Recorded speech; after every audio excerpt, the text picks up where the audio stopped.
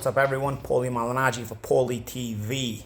Another fight this weekend that we have is the big female fight card headlined by Claressa Shields' much anticipated battle against Savannah Marshall. This fight got canceled about a month ago with the passing away of the Queen of England. And I think it just kind of built up more to the hype, built up more to the anticipation. It's been a fight that people have really talked about a lot through the years. For anybody that doesn't know the history, Savannah Marshall is the only person to ever beat Claressa Shields, but it was in the amateurs a long time ago. So as Claressa Shields' name and legend has grown to a bigger degree, being that she's won the Olympic gold medals, and she also has had the undefeated run as a pro, winning multiple championships.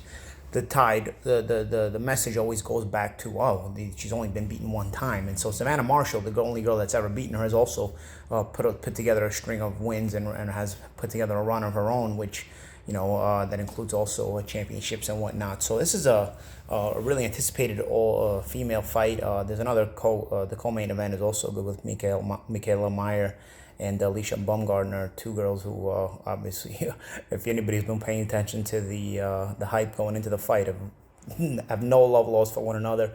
Some real bad blood there. I actually look forward to that fight too, because it's really a card where both fights, I think there's some bad blood, and competitiveness sometimes breeds bad blood. I think Meyer's a little bit favored over Baumgartner, but Baumgartner's bringing up a lot of energy to these press conferences and to these press events, and I start to wonder how if it'll affect Meyer at all emotionally or not. Meyer still looks pretty calm, but so I don't know. Sometimes that can mean that it's affecting you, and sometimes that can mean that you're completely ignoring it. We'll see on the night of the fight. But I want to focus more on the main event.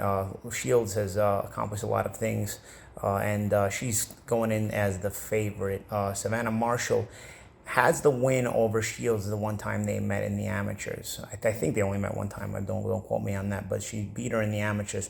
But I just feel like Shields has improved a lot more through those years. Obviously, her resume speaks for itself in that regard. Marshall is the bigger puncher in the pros. I think that that's kind of what she's got going for her in this fight. She got a big overhand right. I think even a big left hook, to tell you the truth. I may have seen some knockouts with the hook from Marshall as well. But she's a bigger puncher. The question is she going to be able to land those shots on Shields? Shields very comfortable in her own style. Very intelligent boxer. Knows how to knows how to win. Doesn't get a lot of knockouts, to be honest, but knows how to put together the rounds and knows how to dictate the pace of the fight and really keep you off balance, keep you uncomfortable with her boxing skills and her variation of attacks that she has that tend to make opponents a little bit gun shy and just tend to shut down the effort of her opponents, and she ends up winning and going by the distance a lot. Marshall is a big puncher. She's got some highlight reel knockouts.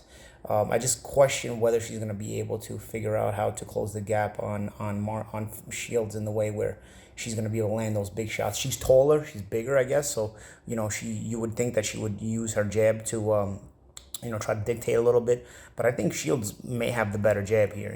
Even if Marshall is the taller fighter. If Marshall lands a big shot, what happens? We still don't really know about Shields' chin all that much. He hasn't really been tested that greatly. So it's a fight that I'm curious about. It's a fight that's getting a lot of hype, and obviously Marshall being a big name fighter in England. The fight is in England. Shields signing with Boxer, the promotion that's also in England. So this fight at the O2 Arena in England, along with the co-main event of Meyer and Baumgartner, really a big step forward for women's boxing. It's getting a lot of attention. The card is getting a lot of attention. I'll actually be in England the same weekend as well, as I'm working the BYB show, bare knuckle event, at the O2 at the Indigo next door. But that'll be the next night on the 16th. So I may pop into this card, this Sky Sports card for the all female card the day before that I'm discussing now, and check it out, because I'm curious myself about these fights, and like I said, they've been getting a lot of hype. What does everybody think? Does Marshall have the stuff that it takes to pull off the same results she got the first time around so long ago when she got Shields, or has Shields just improved too much? I feel like Shields has improved too much. Um, and I'm not sure that Marshall will be able to kind of corner her in that way, but I'm definitely curious. Anytime you have a big puncher like Marshall, you're definitely always curious and your eyes are always glued to the fight because anything could happen and then one punch could change the dynamic of the fight or even change the momentum in the fight. So certainly it's a reason to make you curious. Despite the fact that I think Shields' skill set is superior to Marshall's skill set, and of course, Meyer and Baumgartner. Meyer is the taller fighter. She's probably got a little bit more relevance, but Baumgartner's got a lot of momentum coming in, and she knows how to create her own hype too. Causing a stir, and I think she's stolen the show press wise.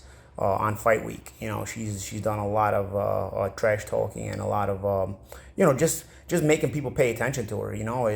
I used to do a lot of the same stuff. If I didn't feel like people were paying enough attention to me, I should just talk more trash and get under people's skin, and people would start to take notice. And I think Baumgartner has made herself the most noticeable out of all the 4 female fighters on this card this week with all the hype and all the trash talk she's been doing with Michaela Meyer. So certainly it's made the anticipation for that fight build as well, and I think people are really excited. It might be, as far as an all-female card of all-female headliner and co-headliner, I think this might be the biggest one yet.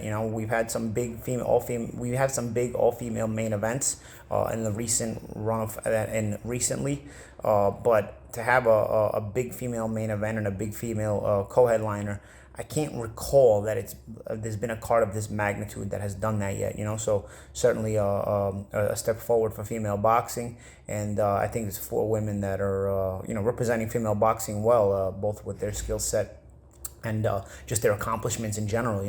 If you're gonna discuss female boxing, you want to talk about how it's come along and how myself I started boxing in the late '90s, and there were a handful of skilled female fighters, but nowadays I think there's plenty of skilled female fighters. So to have 4 of them taking each other on all on the same card is a blockbuster for the females and female boxing, and it's a step in the right direction for them. So let's check out this fight again. Let me know what you guys think of female boxing in general. Has it made advances through the decades? I think it certainly has. What kind of advances it's made?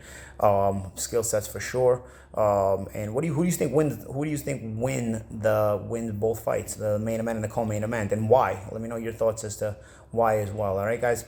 I'm Paulie Malignaggi. This is Paulie TV, and I'll check you guys after the fight.